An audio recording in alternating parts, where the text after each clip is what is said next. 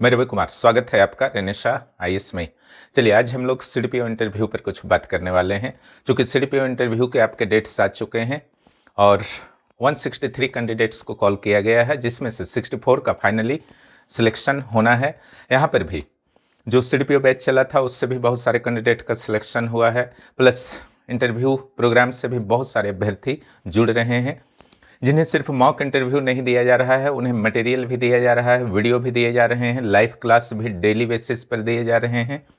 Mock interview यहाँ online और offline दोनों मोड में उपलब्ध है, उसका लाभ आप लोग उठाइए, इंतजार मत कीजिए। जो भी सीडीपीओ में पूछे जा सकते हैं प्रश्न, उसके बेहतर संकलन, मॉडल आंसर भी दिए गए हैं, भरपूर प्रश्न दिए गए हैं। झारखंड के संदर्भ में जानकारी, आपके डिस्ट्रिक्ट के संदर्भ में फॉर्मेट, आपके बायोडाटा में हेल्प किए जा रहे हैं, उसका लाभ उठाइए। सीडीपीओ इंटरव्यू बहुत ही करीब है, ऐसा नहीं है कि 11 जेपीएससी की तरह यहाँ पर अब अनिश्चितता की बात है।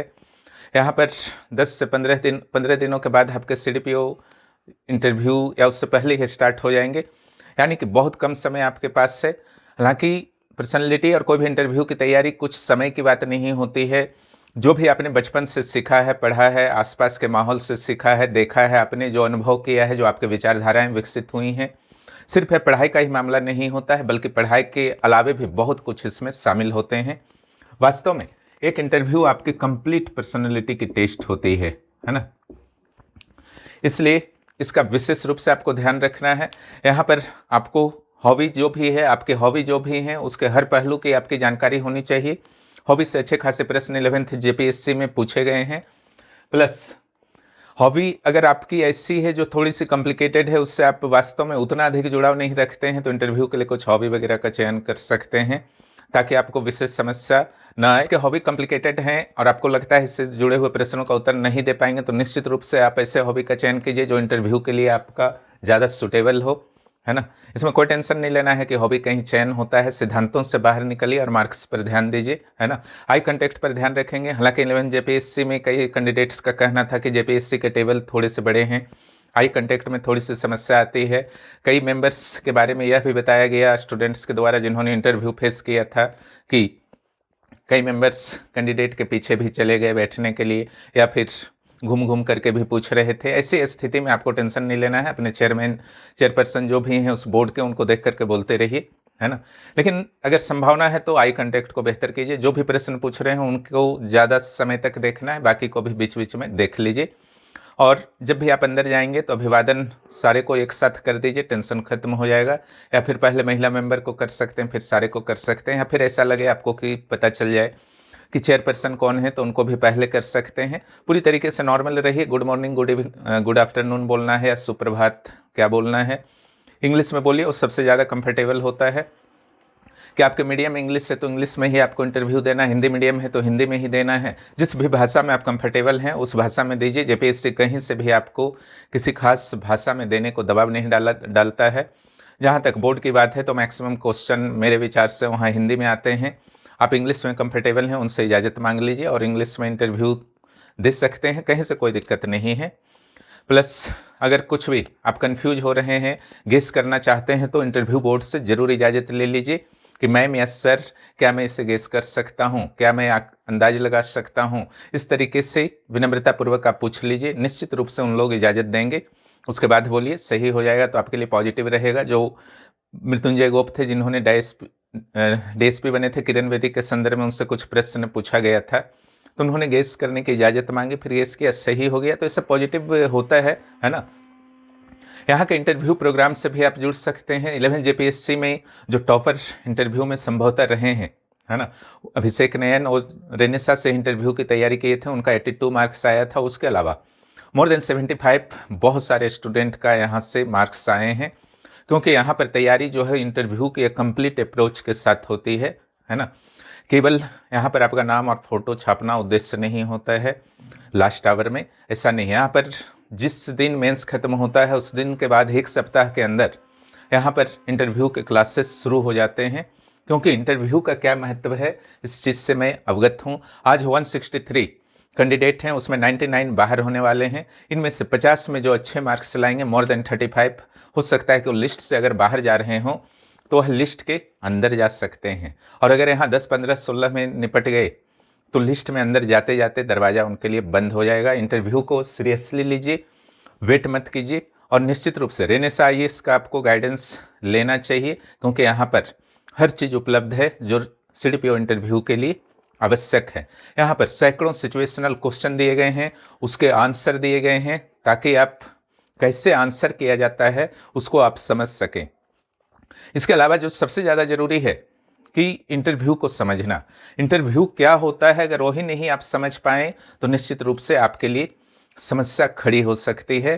क्योंकि इंटरव्यू को कभी कभी आप ओवर कॉन्फिडेंस में चले जाते हैं कि हमारा तो सब कुछ ठीक है, हम तो यूं ही संभाल लेंगे। ऐसा नहीं होता है। आजकल इंटरव्यू के नेचर बदल चुके हैं। आपसे कुछ अधिक ही आशा बोर्ड के द्वारा रखा जा रहा है। आपको अपने झारखंड के बारे में, अपने डिस्ट्रिक्ट के बारे में, अपने बायोडाटा के बारे में, अपने हॉबी के बारे में अच्छा खासा कंट्रोल होना चाहिए। भरपूर प्रैक्टिस कीजिए, दिन भर आईना में प्रैक्टिस कीजिए सुबह से शाम तक। उसके लिए अगर एक उचित गाइडेंस मिल जाए तो बेहतर रहता है। सिचुएशनल क्वेश्चन में आपके जो सीडीपीओ के इंटरनल मामले हैं उससे नहीं पूछे जाएंगे। एक आपकी समझ को केवल चेक करता है बोर्ड कि किसी खास सिचुएशन में आप क्या डिसीजन लेते हैं, है ना। मान लीजिए कि आप कहीं जाते हैं, किसी प्रोजेक्ट में रहते हैं, वहाँ पर किसी बच्चे की मृत्यु हो जाती है, जो भोजन वगैरह दिया जाता है 3 से 6 ईयर के बच्चों को पढ़ाए भोजन, या उससे पहले भी गर्भवती माताओं को दिया जाता है, या फिर एंटीनाटाल केयर हुआ, पोस्ट नाटाल केयर हुआ, इससे संबंधित जो भी THR वगैरह दिए जाते हैं, है ना, या हॉट कुक्ड मील दिए जाते हैं, CM दिए जाते हैं, उन सारे के संदर्भ में आपको अच्छी खासी जानकारी होनी चाहिए, है ना।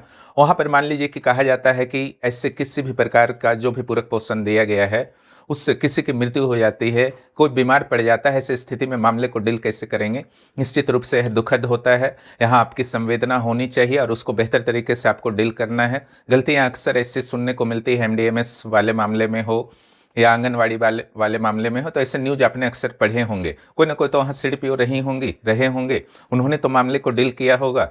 उसी तरीके से आप भी जब सीडीपीओ कहीं भी रहेंगे तो आपको मामले को तो डील करना होगा ना, कैसे करेंगे। तो जो घटना हो चुका है, या तो बीमार पड़ गए या मृत्यु हो गई हो तो हो गया, है ना। अगर बीमार हैं, जीवित हैं, तो सबसे पहला आपका काम है कि उसको उचित इलाज की व्यवस्था करवाना। चूँकि सीडीपीओ को स्वास्थ्य विभाग के साथ भी पूरी तरीके से मैनेज करके चलना पड़ता है ना, कोऑर्डिनेशन के साथ चलना पड़ता है। तो पहला काम है उस बच्चे को बचाना, और अगर मृत्यु हो गई है तो उस संदर्भ में आवश्यक कानूनी कार्रवाई करना और नागरिकों को, वहाँ के लोगों को समझाना क्या गलतियाँ हुई हैं। लेकिन जो सबसे ज़्यादा ज़रूरी है, भविष्य में ऐसा ना हो। एक सिविल सेवक के लिए बहुत ज़्यादा ज़रूरी है कि भविष्य में ऐसा ना हो। इसका निश्चित रूप से जब भी आप सुझाव देंगे इसका ध्यान रखेंगे। सरकार की आलोचना वगैरह नहीं करनी है, ध्यान रखेंगे, चाहे कोई भी योजना हो। महिलाओं से संबंधित जितनी भी योजनाएँ हैं उसके बारे में आप जरूर अच्छी तरीके से कंट्रोल रखें। झारखंड सरकार के बारे में, झारखंड सरकार के मंत्रियों के बारे में, उनके योजनाओं के बारे में, अपने डिस्ट्रिक्ट के बारे में, झारखंड का सिंपल जो डाटा सेंसस वगैरह होता है वो सब हल्का फुल्के कंट्रोल रखें। अपने डिस्ट्रिक्ट के प्रमुख महिलाओं विभूतियों के बारे में आपको जानकारी रखना है, और अपने डिस्ट्रिक्ट के DC, SP, विधायक, सांसद इत्यादि के बारे में ठीक ठाक आपको जानकारी रखनी चाहिए। ये सब कॉमन चीज़ है ना। इसी तरीके से हर पहलू पर आपको ध्यान देना है सीडीपीओ के इंटरव्यू के लिए। सबसे ज़्यादा जरूरी है कि अपने आप को पॉजिटिव रखें, पानी खूब पिएं, है ना, मांसाहार से भी बचें, अनावश्यक बातचीत अपने रिजल्ट पर करने से बचें, अपने टारगेट पर फोकस रखें, पास कर जाइए, उसके बाद बातचीत करते रहिएगा, कहीं से कोई रोक नहीं है ना। एक स्टेज अपने लाइफ में प्राप्त कर लेंगे। अभी पास नहीं किए हैं इसको दिमाग में रखिए, अभी समय है ना। इंटरव्यू का स्टेज जब पार हो जाएंगे उसके बाद आप सीडीपीओ माने जाएंगे, अभी नहीं।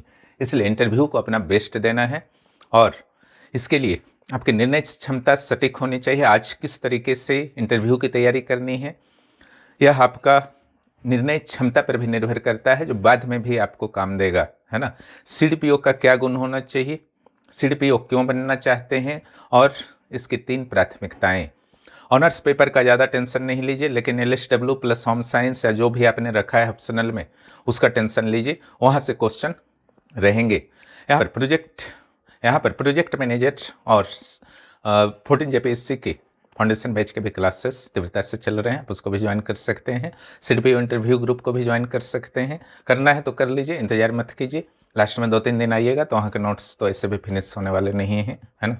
थोड़ा बहुत पढ़ के जाइएगा, उस समय अफसोस लगेगा कि पहले ज्वाइन कर लेना चाहिए था। इसलिए वास्तव में अगर आपको ज़रूरत है तो अभी कर लीजिए, अभी समय है 15 दिन का या 10-12 दिन का, जिसमें आप आराम से फिनिश कर सकते हैं। जो भी इस चैनल पर नए हैं, चैनल को निश्चित रूप से सब्सक्राइब करें, दोस्तों को भी बताएं।